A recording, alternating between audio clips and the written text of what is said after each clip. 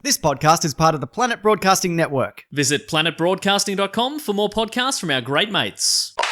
Welcome back to Caravan of Garbage, where we are currently working our way through 3 2020 apocalypse movies that weren't made in the year 2020, but are set in the year 2020. And have nothing to do with pandemics, so we can all just be like, oh, thank God, the world's blowing up for a different reason, so everything's cool. We can just not focus on that. We can focus on this. Exactly. Everything's A-okay. What are the odds that the world will also blow up? Pretty slim, but not that slim, you know? No, that's absolutely it. If you could leave a like, that'd be great, because this week we are doing Edge of Tomorrow, based on the light novel All You Need Is Kill. Now, what's a light novel? That's like a young adult novel, I think. I guess so. I think it's printed on a different, flimsier paper, I believe. Goodness. Yeah, like a magazine. Oh my goodness! How did they even acquire it so they could write a script based on it? It'd probably be blown away in the wind. No doubt. That's why they're so good. Now, this was never official. This didn't do well. It did okay. I wondered about that. Yeah. Because again, we can talk about the box office. It's got, the great man Tom Cruise, the box office heavyweight Tom Cruise. I think it's a good script. Yep. Looks good. Looks but terrific. Didn't do well, is what you're saying. No, so on a budget of 178 million and a fairly comprehensive marketing push, it made 370 million, which is not great. Is that because it's not a good name? It's not a good name. I mean, they sort of rebranded it as Live, Die, Repeat for the home release and on some of the posters, but it's never officially been called that. Which is a better name. It's a much better name. That was the tagline, and you instantly get a sense of it. But Edge of Tomorrow, what is that? Is it a coming-of-age movie about some teens? Yeah. It's the last day of high school, and what are they going to do after that? Lose their virginities? Exactly. Can't get Tom Cruise for that, can you? You need a cohesive title that's not ridiculous. Twister makes sense. What's it about? Cows, flying cows. Huh. Greenland, what's it about? Jerry Butler, what's he doing? He's the president or he's saving the president? Who knows? Wow. He could be both. Yeah. It's comets. I've got to save my twin brother, the president. Save me, other Jerry Butler. It's about comets, just so people... I know. But I love Tom Cruise sci-fi film. I love a Minority Report. You love an Oblivion. I love an Oblivion. I love 40 minutes of War of the Worlds. I think that 40 minutes in that movie that's really good is really good. And this one it's a terrific premise. Do you want to break down the premise? What do you think the premise was? Oh, no. Gosh, let me think. Okay, so meteors crashed on Earth. Mm-hmm. Turns out it's filled with... Bees. Weird, yeah, but alien bees. Yeah. The worst kind. And they're these aliens called mimics. They're pretty good at defeating Earth's military forces and then the tide of war has turned, and then the humans have some victories. But then they're on the back foot again. But then Tom Cruise, he's a slick PR guy for the military. He's looking good. He's feeling good. He's got great hair, tremendous hair. How does he do it? And then he's sent to war. He doesn't like it, but he's put in there for some reason. Yeah. And then... Because he's supposed to report on the war. They're like, we want you on the front line. Brendan Gleeson's like, well, I'm from Braveheart, and I think you should be on the front line. And he's like, well, I'm not from Braveheart, so I don't want to go on the front line. I mean, at best, I was in The Last Samurai, so... I think I was shot at the end of that. I think I lived because I was the last samurai, but Anyway, that's not enough to send me on the front lines, but he gets sent to the front lines, and he is killed by one of the aliens, but not before he gets some of the alien goop upon him. Yes. Which gives him the ability to repeat the day over and over again. Now, I have a question for you, James. Yes, it's a video game save point. It is, of course, but in our previous week's video, Reign of Fire, the main character gets dragon goop in their face. Yes. And you were very happy that they did not gain any sort of dragon powers. Yes. But in this movie, the main character gets alien goop in their face and does gain alien powers. So how do you feel about that? Look, if you break down the time travel mechanics of it, it doesn't really make a lot of sense. Doesn't but it? It's not. So I feel it mostly makes sense. It's mostly the ending where we'll talk about it, how the way it resets. But I guess if you don't give him that ability, he's just a man who gets melted on a battlefield. And that's the end of the movie. I mean, sure, I'll watch that. I'll watch it. I'll watch a 20-minute movie. I bet that's on YouTube as a 10-hour loop of Tom Cruise gets his face melted by aliens. We could actually determine also roughly how many times he died and came back and how long it took. I've got some stats. Okay, right. Sort of. We'll talk about it at the end. But yeah, the premise behind this idea is terrific. And what I like about it also is Tom Cruise is often, not always, but he's a clean-cut, good at everything kind of guy. And he eventually becomes that in this movie. Yeah. But he's this smarmy, slick PR douchebag. What I liked about this movie is that initially he is put into sort of this Starship Troopers-esque sort of mechanized fighting suit called the jacket. All the frontline shock troops have it. Kit Gurry's there. I know, Australia's own Kit Gurry. Wait, is it Kit Gurry? It's Kit Gurry. That seems wrong. Well, but what I enjoy I'll take it up with the Gurry family. is that he is put into this suit and he doesn't know how to operate it. So it takes away Tom Cruise's main physical feature, that he is incredible at running. Yes. So he has to and initially you're like, no, Tom.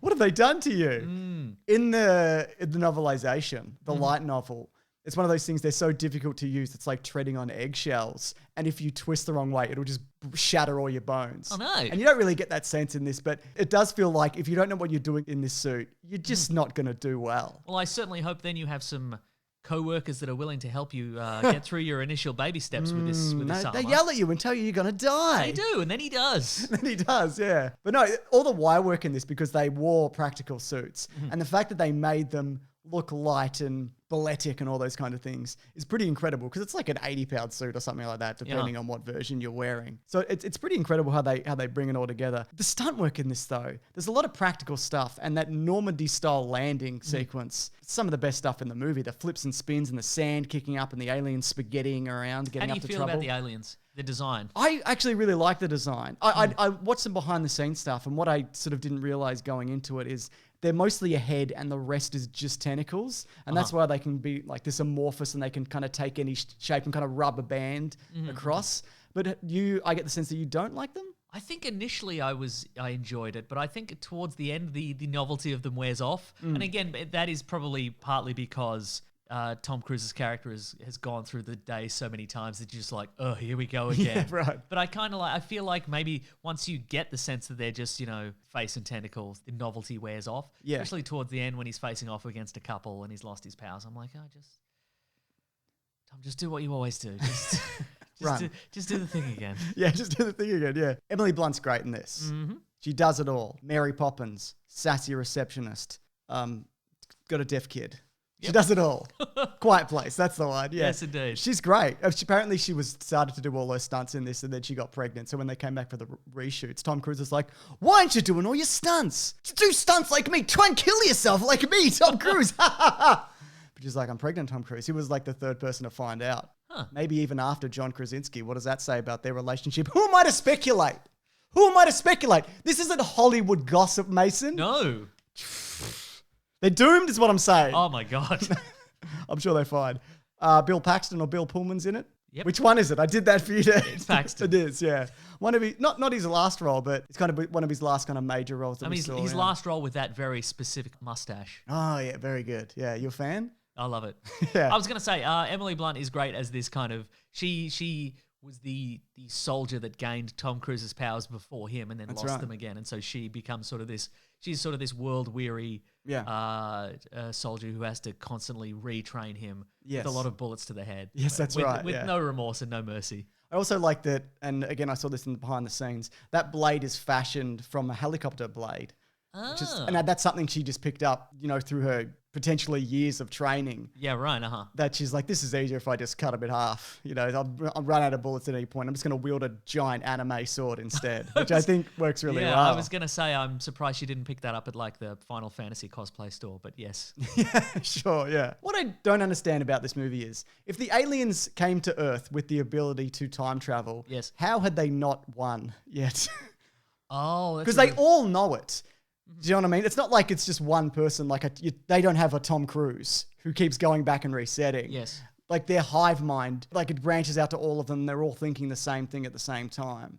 So I don't understand how you could potentially lose any battle. Well, that's a very good question. Thanks. I'm not sure if the frontline soldiers know, because they seem to repeat the same things over and over again. I think maybe the time resetting mechanism is just it's like a survival mechanism, and it only operates when the Omega feels it's in real danger, which is when the Alphas are killed, I think. Okay, fair enough. Yeah. Sure. All right, also, fine. maybe it's just a little bit forgetful. Maybe it is, yeah. Maybe this one's been sent out to destroy Earth because they don't trust it, at work on the home planet. You know what I mean? Yeah, absolutely, yeah. What I also like about the implication of one of the scenes in this movie, Tom Cruise rolls under a truck and is crushed, and Bill Pullman... Paxton, you will not get me.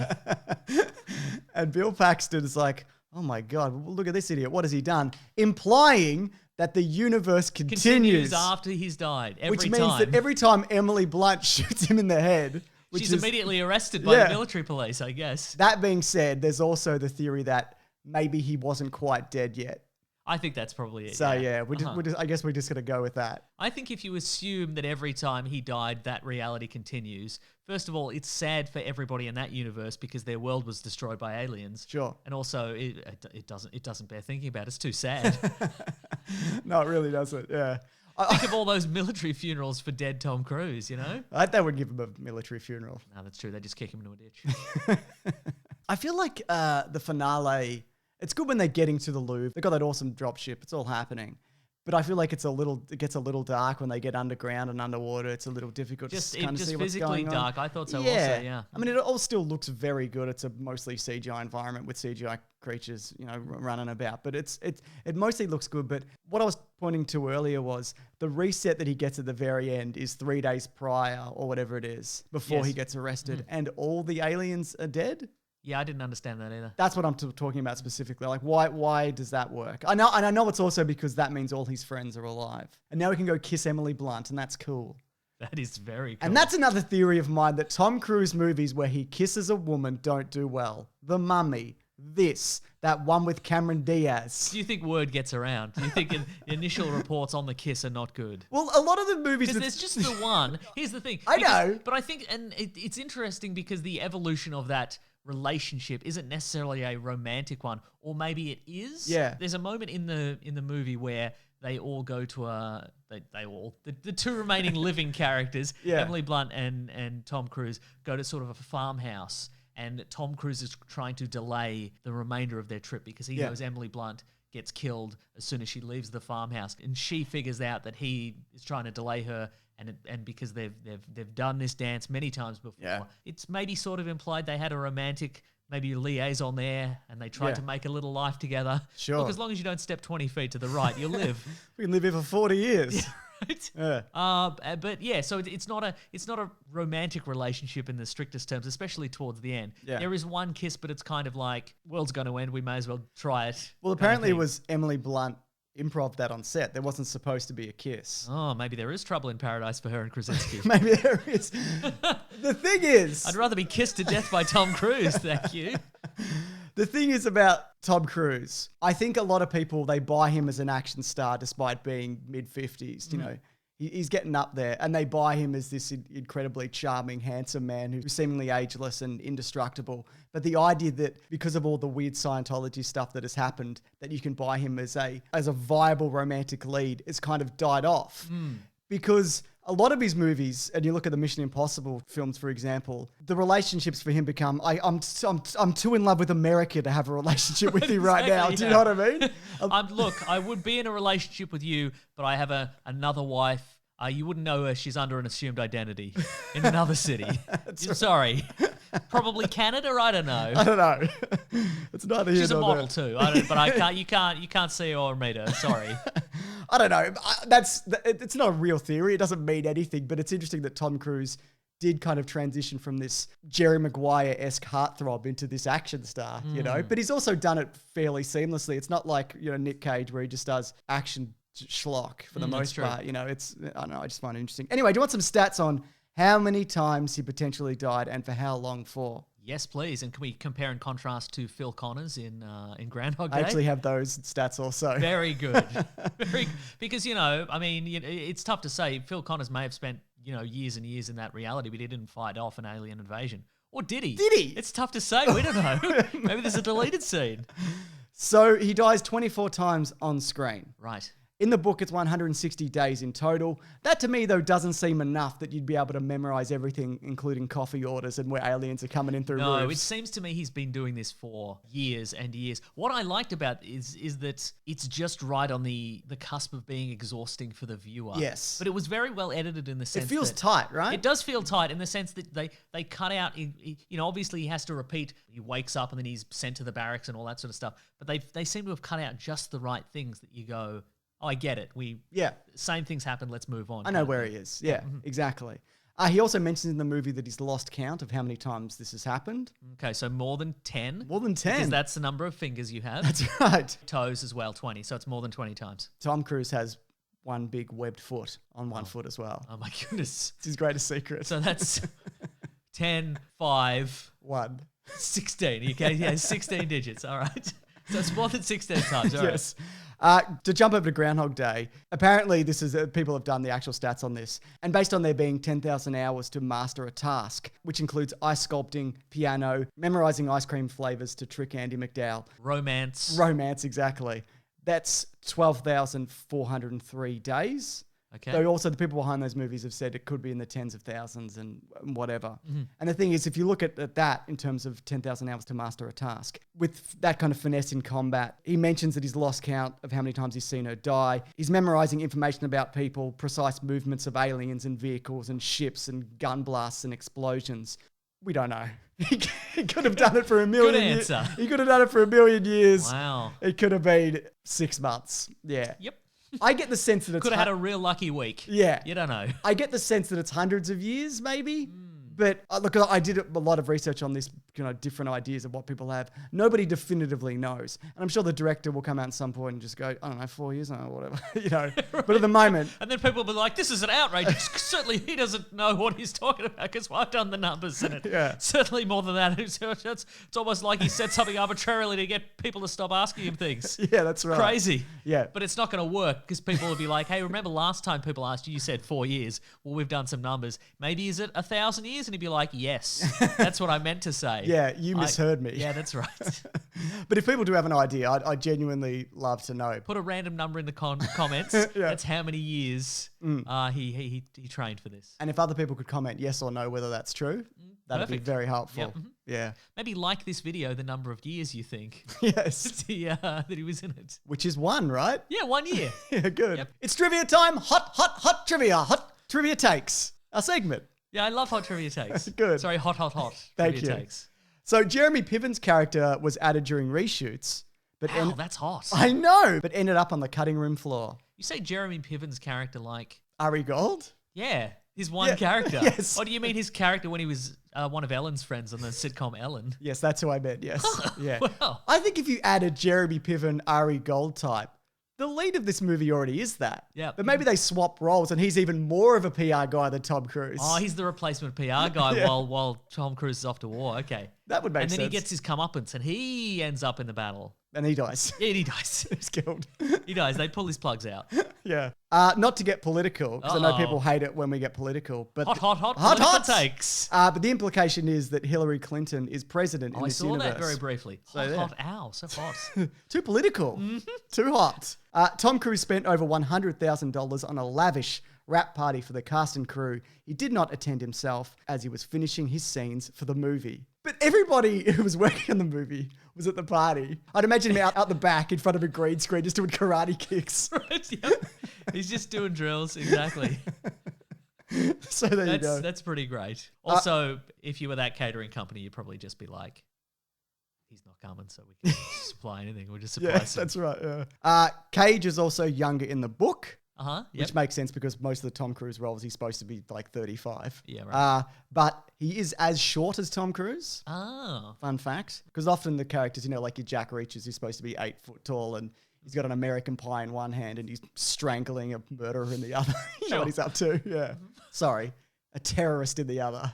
Yeah. Also, Tom Cruise. I love that American Pie is a concept. It's a pie filled with flags. No, he's got the stack of DVDs. Oh, he's carrying the DVD. Even the ones Pie. that didn't go to cinemas. Oh my God.